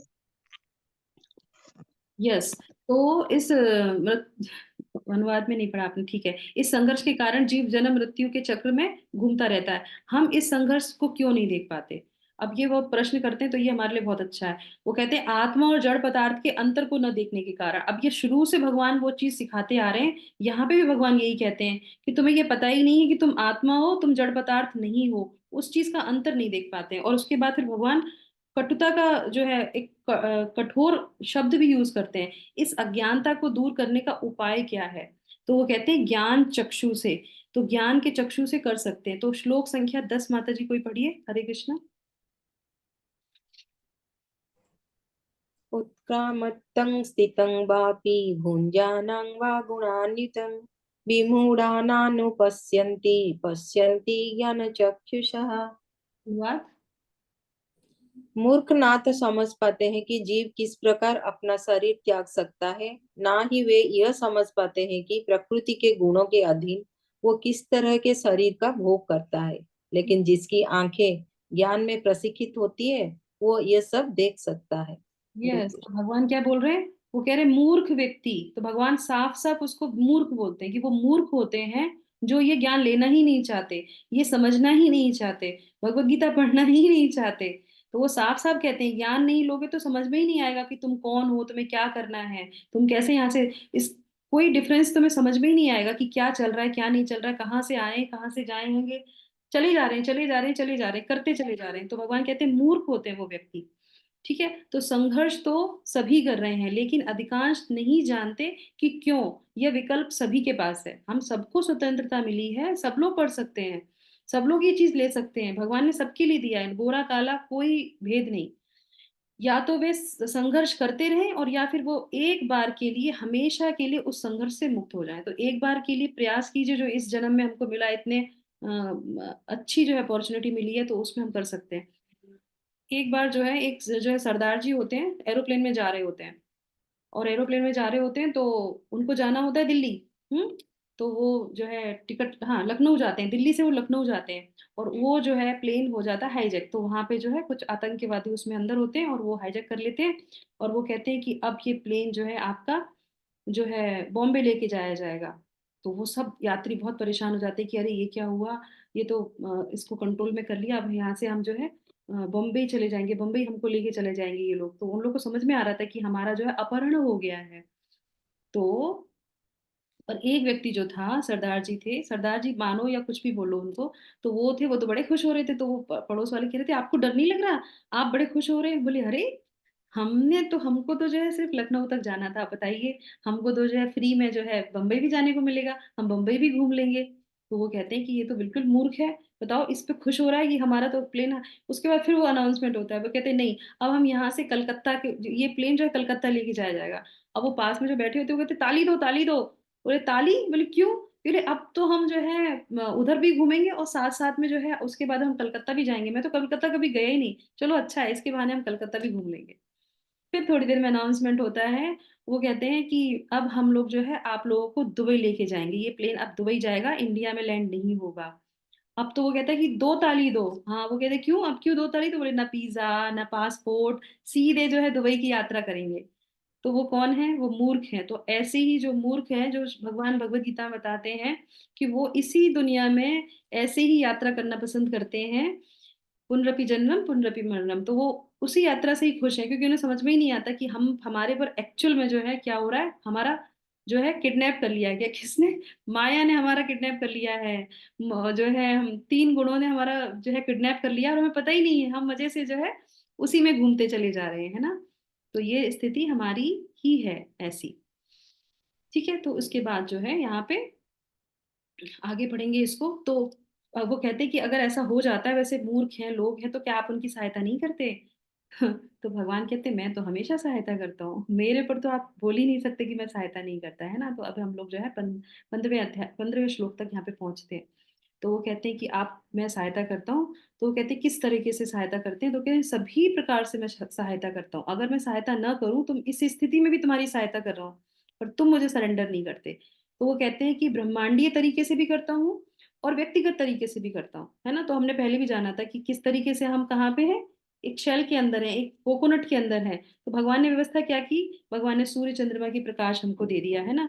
तो इस तरीके से वो दे रहे हैं, उन्हीं के अंदर का सब कुछ है। अगर वो चाहे कि जाओ तुम्हें जाना है तुम अपना करो, हम तुम्हें कुछ नहीं देंगे, ऐसा तो उन्होंने नहीं किया, है ना। हमारे लिए उन्होंने जो है सुविधा तो दी है ना हमको, अग्नि दी है, चंद्रमा दिया है, सूर्य दिया है, सब कुछ वो देते हैं हमको, तो हमारी सहायता कर रहे हैं। तो ये 12वें और 13वें श्लोक के अंतर्गत ये कवर हो जाता है। फिर वो ये भी कहते हैं कि उतना ही नहीं है, भौगोलिक स्तर पे ही मत देखो, मैं तो जो हूँ आपको जो है वनस्पतियों में जो आपको रस मिलता है, जो आपको खाना जो आप खाते हो वो भी आपको देता हूँ। और उसके बाद व्यक्तिगत रूप से, ये तो और भी इंटरेस्टिंग है कि जो हम खाते हैं वो आप पचा भी उसी वजह से पाते हो क्योंकि वो मेरी ही शक्ति है। मैं जठराग्नि में रूप में हूँ। तो मैंने अब पिछली बार में हमने जाना था ना कि भगवान कैसे कैसे जो है किस किस रूप में रहते हैं। तो भगवान कहते हैं कि जठराग्नि जो भी तुम खाते हो, 4 प्रकार के भोजन होते हैं। एक भोजन होता है जिसको हम जो है सिप करते हैं ना, पीते हैं। एक होता है जिसको हम गल्प कर लेते हैं। एक होता है जिसको हम चबाते हैं। एक होता है जिसको हम चाटते हैं। 4 तरीके के पदार्थ होते हैं, 4 तरीका का भोज्य पदार्थ होता है। इन चारों को डाइजेस्ट करने के लिए जो शक्ति चाहिए, जो अग्नि चाहिए, जो ऊर्जा चाहिए, वो भगवान ही है। भगवान ही उसको देते हैं। वो भगवान बताते हैं यहाँ पे। तो 13 प्रकार की अग्नियां होती हैं, उस पर हम विशेष चर्चा नहीं करेंगे। और उसके बाद भगवान कहते हैं कि और एक और व्यक्तिगत, इतना व्यक्तिगत तो कोई नहीं हो सकता। भगवान कहते हैं कि सबके हृदय में हूं मैं, परमात्मा के रूप में। तो चेतना देते हैं वो, चैतन्य अवस्था में हमको रखते हैं। तो भगवान व्यक्तिगत रूप से भी हमारे पास हैं। और चीजों को अगर देखा जाए बाहरी तरीके से, तो उसमें भी भगवान हमारे साथ रहते हैं। तो मैं तो आपकी सहायता कर ही रहा हूँ ना हर तरीके से। अब इसके बाद आ जाते हैं 15वां श्लोक। ये बहुत इंपॉर्टेंट श्लोक है इस अध्याय का। यस माता जी, पढ़िए। सर्वस्य चाहं हृदि सन्निविष्ट मत स्मृतिर्ज्ञानमपोहनं च वेदैश्च सर्वैरहमेव वेद्य वेदान्तकृद्वेदविदेव चाहम्। तो भगवान क्या कहते हैं? सर्वस्य चाहम हृदय सन्निविष्टो। तो वो और मत्तः स्मृति ज्ञानम अपोहनम च। तो वो कहते हैं मैं प्रत्येक जीव के हृदय में आसीन रहता हूँ। अब आसीन रह के करते क्या है वो? तो वो बताते हैं कि मैं आसीन रह के तुम्हें जो है स्मृति देता हूँ। तुम्हें जो तुम्हारे पास जो तुम याद रख सकते हो वो देता हूँ। तुम कुछ कार्य कर सको इसलिए ज्ञान देता हूँ। तुम्हारी जो है विस्मृति, जो विस्मृति होती है तुम्हें, अगर हम हर एक चीज अगर हम याद रखें, कोई चीजों को हम जो भूल जाते हैं तो वो हमारे लिए सुखदायक ही होते हैं। तो कहते हैं वो भी मैं ही तुम्हें देता हूँ। नहीं तो क्या हो, ये जन्म का भी याद है, वो जन्म का भी याद है, फिर कोई भी जन्म हम जी ही ना पाए। भगवान की कृपा है इसीलिए हमें पिछले जन्म का याद नहीं है। नहीं तो हम ये जन्म भी ना जी पाए। तो इस तरीके से जो भी भगवान देते हैं, जैसे अभी आप रात में सोएंगे, है ना? रात में सोएंगे, अब कहेंगे सुबह 4 बजे उठना है। तो कभी कभी अक्सर होता होगा आप लोगों के साथ भी, सब सोते हैं, अब सुबह जो है 4 बजने वाले ही होते हैं, अलार्म नहीं बजता और आपकी आंख खुल जाती है। तो वो हृदय में जो परमात्मा है वो सैंक्शन कर देते हैं कि सुबह इसको 4 बजे उठना था। कभी बहुत बार ऐसा होता है कि हम उस चीज को याद रख लेते हैं। लोग कहते हैं ना कि टेलीपैथी है, ये है, हमने ये बोला था, वो व्यक्ति ऐसे कर रहा है, हमने ऐसा सोचा वैसा हो गया। ये भगवान ही करने वाले होते हैं सब कुछ। तो ये भगवान यहाँ पे कंफर्म करते हैं इस चीज को। और क्या है कि निसंदेह जो भी वेदांत का संकलन करता है वो मैं ही हूँ, और समस्त वेदों को जानने वाला भी मैं ही हूँ। जो सार है, वेदों का सार क्या है? भगवान को जानना। तो वो सार मैं हूँ, और उसको जानने के लिए जो आपको बुद्धि चाहिए वो भी मैं देता हूँ।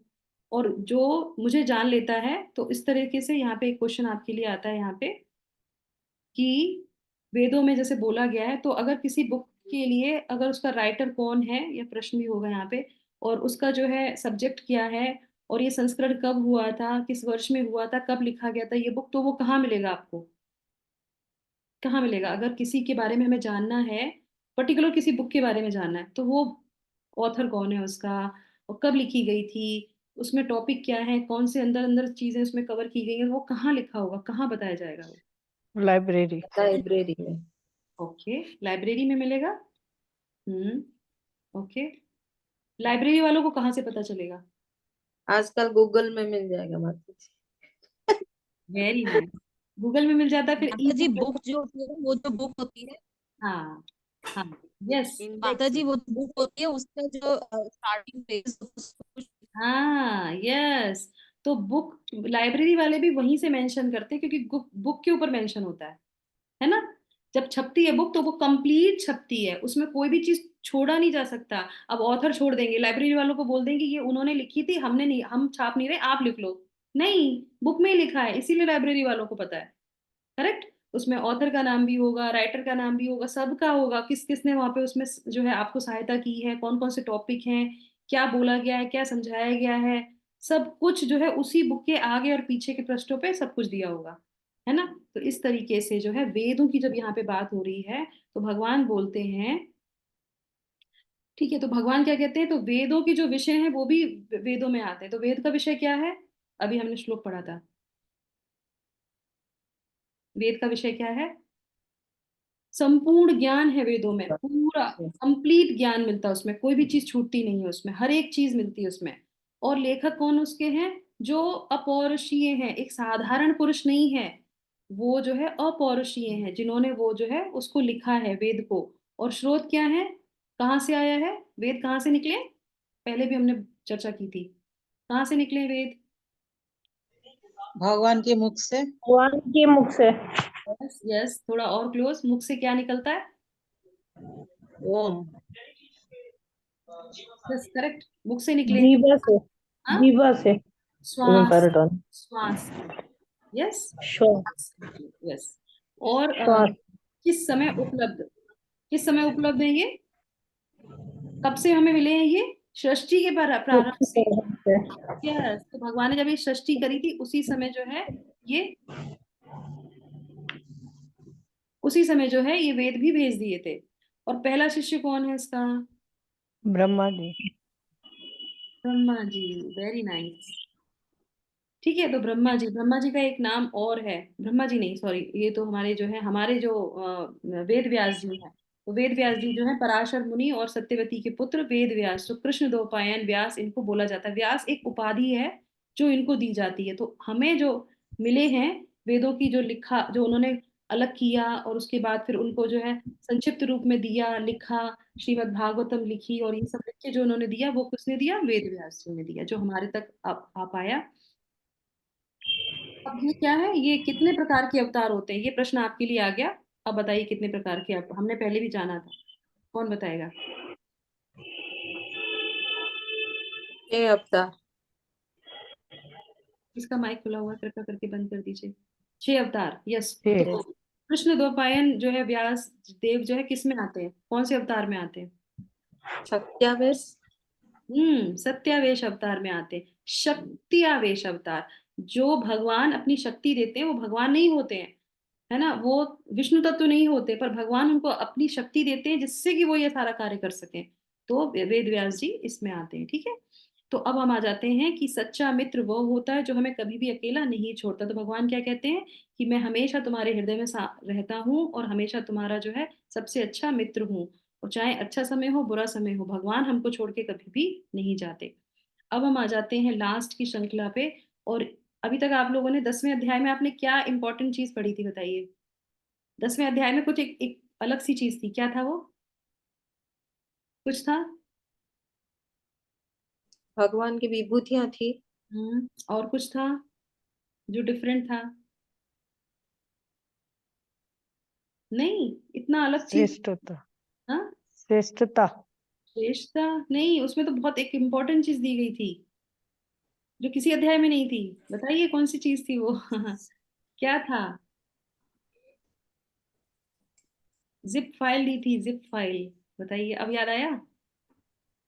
जिप फाइल से वो याद हम्म? वो तो वो पीपीटी तो याद आ रहा है, लेकिन क्या है अभी। अवतार दिया था वो, कौन किन किन में है?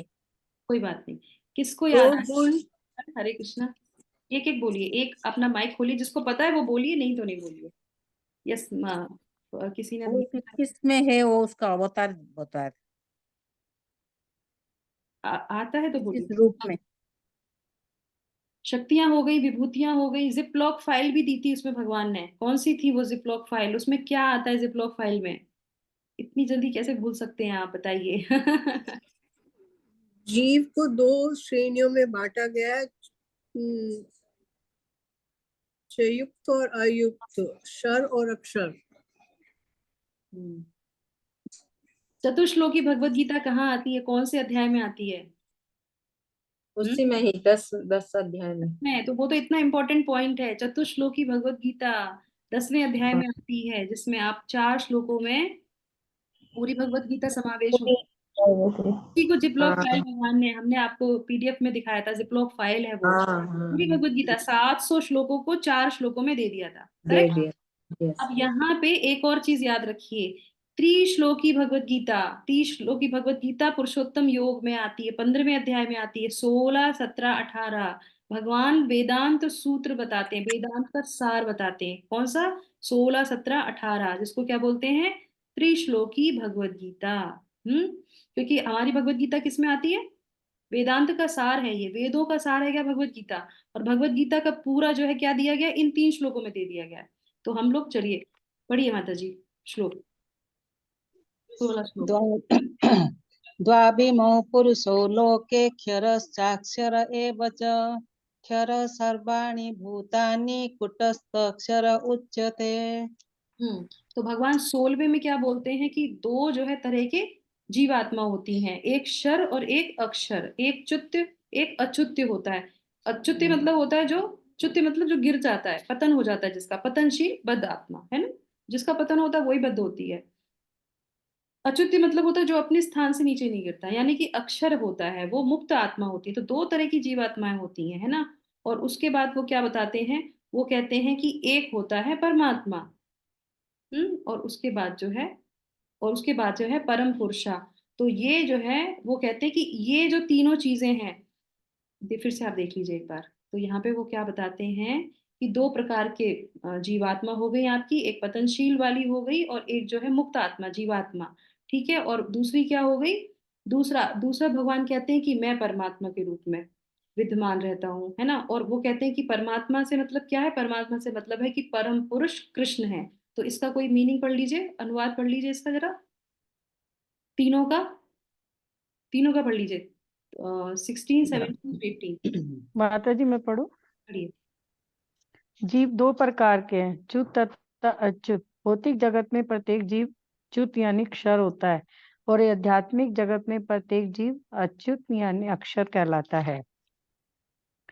इन दोनों के अतिरिक्त एक परम पुरुष परमात्मा है जो साक्षात अविनाशी भगवान है और जो तीनों लोकों में प्रवेश करके उनका पालन कर रहा है। हम्म चूंकि मैं क्षर तथा अक्षर दोनों के परे हूँ और चूंकि मैं सर्वश्रेष्ठ हूँ, अतएव मैं इस जगत में तथा वेदों में परम पुरुष के रूप में विख्यात हूँ। हरे कृष्ण। हरे कृष्णा। तो समझ में आए। तो भगवान क्या कहते हैं, मैं सबका पालन करने वाला हूँ। तो वो ये वेदांत का सार है। चाहे वो बद्ध जीव हो, चाहे वो मुक्त जीव हो। और जो परमात्मा है, पहले उन्होंने परमात्मा बोला, तो परमात्मा कौन है, परमात्मा मैं ही हूँ। तो परम पुरुष भगवान कृष्ण ही है। ये ही हमारा क्या है, सार निकल के आता है पूरे वेदों का। आप सोचिए क्या है, भगवान परम पुरुष भगवान श्री कृष्ण जो सबके जो है पालन करता है, जो सबको पालन करते हैं और सबकी रक्षा करते हैं। सिर्फ एक वो ही है। भक्ति विनोद ठाकुर बहुत अच्छा इसमें एक जो है भजन कर लिखते हैं। वो कहते हैं अवश्य रखवे कृष्ण, अवश्य रक्षा करिवे कृष्ण। वो अवश्य ही रक्षा करते हैं जीव की। क्यों? क्योंकि जीव भूत सनातन भगवान के हम पार्ट एंड पार्सल हैं। तो ये श्लोक हमेशा याद करते रहिए, है ना, कि हम भगवान के हैं, हम भगवान के हैं, हम भगवान के हैं, तो हमें कभी डर नहीं लगेगा। यस। तो चूंकि मैं क्षर तथा अक्षर दोनों के परे हूँ और चूंकि मैं सर्वश्रेष्ठ हूँ, अतएव मैं इस जगत तथा तथा वेदों में परम पुरुष के रूप में विख्यात हूँ। तो अब आ जाते हैं लास्ट के श्लोक में। यहाँ पे फिर वो क्या बताते हैं, जीवात्मा, ब्रह्म और परमात्मा। और उसके बाद जो आ जाते हैं वो क्या है, भगवान जो है कृष्ण। जो भी कुछ है वो सब भगवान से ही चलता है। किस भगवान से? जिनको बोलते हैं पूर्ण पुरुषोत्तम भगवान। हम्म अब 19वां जो है, कोई माता जी श्लोक पढ़िए, 19वां श्लोक। हरे कृष्णा। ये मामेव समूढ़ो जानाति पुरुषोत्तमं स सर्वविद् भजति मां सर्वभावेन भारत। अनुवाद। जो कोई भी मुझे संशय रहित होकर पुरुषोत्तम भगवान के रूप में जानता है, वो सब कुछ जानने वाला है। अतएव हे भरत पुत्र, वह व्यक्ति मेरी पूर्ण भक्ति में रत होता है। तो भगवान क्या कर रहे हैं, भगवान यहाँ पे आदेश भी दे रहे हैं। वो ये कह रहे हैं कि जो ये जान लेता है वो सब कुछ जान लेता है। मुझे परम पुरुषोत्तम भगवान जो समझ लेता है, उसके लिए कुछ और जानने को नहीं रह जाता है। और ये ही हमारे वेदों का सार है, वो ही हमारा एंड है। इस चीज के आगे और कुछ भी नहीं है, इससे बड़ा और क्या कोई ज्ञान नहीं होता है। अब उसके बाद आ जाते हैं 20वां श्लोक, माता जी पढ़िए। इति गुह्यतमं शास्त्रम् इदं मुक्तं मया नघ एतद् बुद्ध्वा बुद्धिमान् स्यात् कृतकृत्यश्च भारत। हे अनग, यह वैदिक शास्त्रों का सर्वाधिक गुप्त अंश है। जिसे मैंने अब प्रकट किया है। जो कोई इसे समझता है वह बुद्धिमान हो जाएगा और उसके प्रयास पूर्ण होंगे। यस, तो वो ये क्या बोल रहे हैं, ये लास्ट है, ये भगवत गीता का इस अध्याय का सार निकल के आता है। वो क्या है कि जो भी इस चीज को समझ लेता है, ये ज्ञान को, और ये ज्ञान को जो पाता है वो बुद्धिमान होता है, और जो भी वो प्रयत्न कर रहा है वो सार्थक हो जाएगा। जो भी हम प्रयास कर रहे हैं वो भी तभी सार्थक होगा जब इस ज्ञान को वो समझ लेगा। तो अभी तक जो भगवान ने जो भी हमें ज्ञान दिया था कि जीवात्मा क्या है, ईश्वर क्या है और भौतिक प्रकृति क्या है, इन तीनों को समझ लो, और इन तीनों को चलाने वाले कौन है, भगवान श्री कृष्ण ही है। और यही सारे वेदांतों का सार निकल के आता है, और जो ये समझ लेता है वो ही बुद्धिमान कहलाएगा। वो बुद्धिमान कहलाएगा, और वो ही जो प्रयास कर रहा है उसी के प्रयास सार्थक होंगे। नहीं तो वो क्या होगा, अपनी चीजों में लगा रह जाएगा। ठीक है, तो ये इस तरीके से पूर्ण हो जाता है हमारा, है ना। तो होटल है या हॉस्पिटल है, हमने देख लिया कि ये जगत क्या है और हम यहाँ पे क्यों आते हैं। बराबर करते रहते हैं, करते रहते हैं, एक के ऊपर एक, एक के ऊपर कितनी जटिलता से हम जो है यहाँ पे फंसे हुए हैं, उसका हम लोगों ने देखा कि किस तरीके से भौतिक प्रकृति में हम अश्वत्थ वृक्ष में जो है बंधे रहते हैं। और भगवान जो है क्या बोलते हैं इसमें, जो maintainer of body and mind and soul, तो उसके कारण जो है हम अपनी स्वतंत्रता अस्वतंत्रता उस पे जो है कार्य करती है, और हम जो है यहाँ पे आते हैं और पुनः जाते हैं। अगर हम इस चीज को भगवान में लगाएंगे तो हम यहाँ से बाहर निकल सकते हैं ना। तो उसके बाद क्या है, एसेंस ऑफ थ्री वर्सेस, तो तीनों वर्सेस का एसेंस क्या है, वेदांतों का सार। तो श्लोकी भगवत गीता के बारे में हमने लास्ट में जाना, और भगवान बताते हैं कि उसके बाद जो है हमें भगवान की भक्ति में आगे आना चाहिए। ठीक है, तो इसके बाद जो है, इससे एक छोटा सा मैं आपको यहाँ पे और बताती हूँ, जिससे कि हम, अगर ये हमने अध्याय पढ़ा है, जाना है, एक मिनट, ये पहले शिक्षाएं और ले लेते हैं। विकृत प्रतिबिंब है, जैसे कि हम लोगों ने देखा था अश्वत्थ वृक्ष का, तो कितना विकृत है वो, उसको आप उलझा हुआ इतना है कि हम उसको समझ ही नहीं सकते, है ना। और उसके बाद क्या है, देखभाल करने वाला, हम मालिक नहीं है, हमें ये समझ लेना चाहिए। हम हमेशा ये समझते हैं कि हम मालिक हैं, इसीलिए हम भौतिक जगत में आ जाते हैं। अभी आ गए हैं, और जो भी हमें चीजें मिली हैं वो मान लीजिए कि हम उसके मालिक नहीं हैं, वो जो मिला है उसका रख रखाव करना है, अपने कर्तव्य पालन करने, और कर्तव्य के साथ साथ अपने जो है नित्य धर्म भगवान की सेवा करनी चाहिए। ठीक है, नहीं तो फिर हम उसी में उलझ जाएंगे, मालिक बनने की टेंडेंसी हमारी खत्म नहीं होगी और हम भगवान के धाम नहीं जा पाएंगे। आध्यात्मिक आसक्ति से विरक्ति होती है, तो अगर हमें भगवान से आसक्ति होगी तो हमें भौतिक जगत से विरक्ति होगी, अन्यथा नहीं हो पाएगी। तो हमारी आसक्ति, जो बोला था ना, विरक्ति की कुल्हाड़ी से इसको काट सकते हैं, तो वो कुल्हाड़ी शार्प करेंगे ज्ञान से। और ज्ञान क्या है, ज्ञान, सारे ज्ञान का सार ये है, भगवान श्री कृष्ण में अपनी मति को लगाना। उसके बाद क्या है, भगवान हर कदम पर मदद करते हैं। तो हमने पिछले कितने सारे चैप्टर्स में यही देखा कि भगवान हर जगह हमारी मदद कर रहे हैं, हर जगह, हर चीज में वो चाहते हैं कि तुम बाहर से अंदर से, ऐसे सांख्य योग से, ध्यान योग से, कर्म योग से, ज्ञान योग से, तुम बस ये समझ जाओ कि तुम्हारा मेरे से कनेक्शन है और तुम्हें मेरे पास वापस आना है, बस और कुछ नहीं है। ठीक है, और उसके बाद जो है, ज्ञान अंदर, ज्ञान अंदर से बाहर आता है। तो हमारे अंदर जब डेवलप चीजें होती हैं तो उसके बाद फिर वो हमें बाहर दिखती हैं, और दिखने के बाद आचरण में आने के बाद ही हम वहां से पलायन कर सकते हैं। ठीक है, तो ये हमारा यहाँ पे पूर्ण हो जाता है।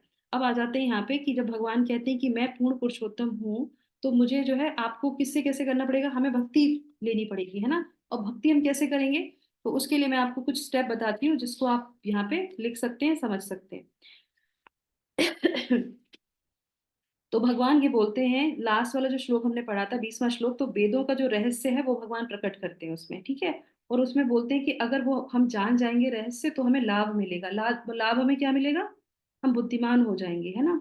और बुद्धिमान हो जाएंगे, और उसके बाद जो है उसका लक्षण क्या है, जो ये जो हमें ज्ञान मिलता है तो उसका लक्षण क्या होता है कि अगर आपको इसको पाना है, अगर आपको योग्यता चाहिए बुद्धिमान होने के लिए, तो एक चीज बहुत कंपलसरी है, वो क्या है, अनग होना। अनग एक वर्ड है जो आता है, अनग का मतलब होता है पाप नहीं करना, किसी के भी प्रति पाप नहीं करना है, ये टेंडेंसी हमारी होनी चाहिए। अगर ऐसा करेंगे तो हम अपने सही रास्ते पे जा सकते हैं। तो क्या है माता जी, व्हाट? अनग, अनग वर्ड, अनग, अच्छा। अनघ, अनग अच्छा। बोलते हैं पाप न करना। हम्म, और उसके बाद जो है फिर उसके बाद ये योग्यता हो गई, अनग जो है उसकी योग्यता हो गई, और उसके बाद जो है इसको हम जो है समझना कैसे है, ये जो पूरा ज्ञान जो भगवान ने दिया है, तो इसको कैसे समझना है, ये तो बहुत सिंपल है। जैसे भगवान ने बताया है वैसे ही समझना है, जैसे अर्जुन समझ रहे हैं वैसे ही समझना है, विनम्रता से। जो भी भगवान ने बोला है, एक उठाना है एक छोड़ना है, ऐसा नहीं करना है। जो भी भगवान बता रहे हैं, जैसे बता रहे हैं वैसे ही लेना है। उसके बाद आ जाते हैं कि कौन सी 3 चीजें होती हैं जो हमें भक्ति में आगे नहीं बढ़ने देती हैं।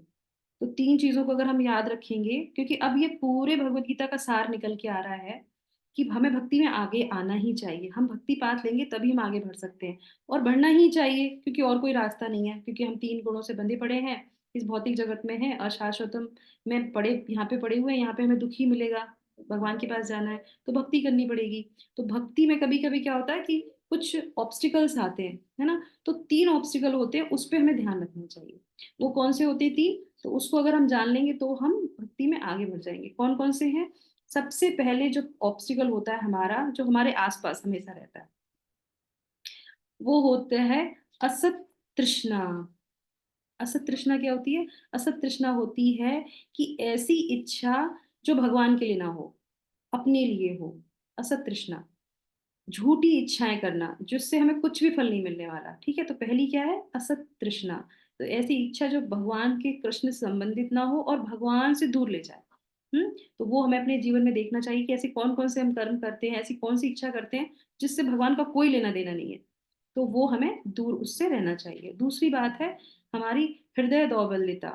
हृदय दौर्बल्यता का मतलब क्या होता है कि आध्यात्म में आने के लिए हम दुर्बल हो जाते हैं, हमारा हृदय कमजोर पड़ जाता है, परिस्थितियों से हम सरेंडर कर लेते हैं। कुछ लोग कहते हैं अब हम नहीं कर सकते, अब हम पे होता ही नहीं है। भैया अब हम पे इतना ही हो पाएगा, इससे ज्यादा हमसे हो ही नहीं पाएगा, आप हो माला करो। अब माला वाला होती नहीं, मन में भगवान का नाम चलता रहता है। अरे जो बोला है शास्त्रों में, जो विधि बताई है वो लेनी ही पड़ती है। अगर नहीं करेंगे तो आगे बढ़ ही नहीं सकते हम। तो ये हमारी हृदय की दुर्बलता है। तो इस दुर्बलता पे हमको कंट्रोल करना है, क्योंकि हम सब अलग अलग हैं, आत्मा है, उसको सब पे कार्य करना है। नहीं करेंगे तो ये हमको कंट्रोल में कर लेगी। ऑलरेडी तमोगुण ने और रजोगुण ने उस पर कब्जा कर रखा है। तो दुर्बलता में जैसे हम सेवा नहीं करना चाहते हैं, नाम नहीं लेना चाहते हैं, सुबह नहीं उठना चाहते हैं, मंदिर नहीं जाना चाहते हैं, ये हमारे दुर्बलता हो जाती है, हृदय की दुर्बलता। तीसरा बहुत इंपॉर्टेंट है। अब आप लोग मुझे बताइए कि एक तो ये हो गई कि हम खुद प्रयास नहीं करना चाहते, दूसरा ये हो गई कि हमारे साथ जो है हमारी इच्छाएं जो होती हैं वो डिफरेंट होती हैं। तीसरी क्या होगी? आप बताइए कौन सी हो सकती है तीसरी? थोड़ा सा अंदाजा लगाइए, बता तो मैं दूंगी फिर। कुसंग। ओके, पसंद, ठीक है। हम्म,